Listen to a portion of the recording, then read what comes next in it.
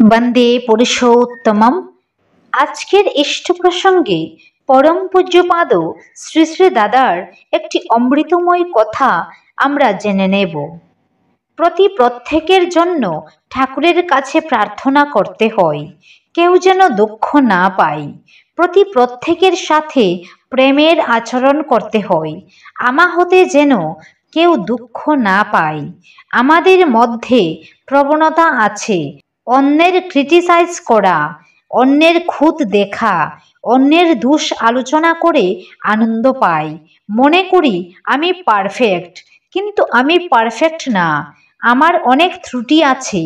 যার অপরাধ আছে সহানুভূতির সঙ্গে তা দেখতে হয়।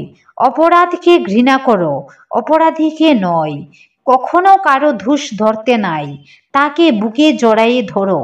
যদি মনে করো তার দোষ আছে, তাকে দোষ মুক্ত করো। যদি তা না করো, ওই দোষ তোমাকেও ধরবে।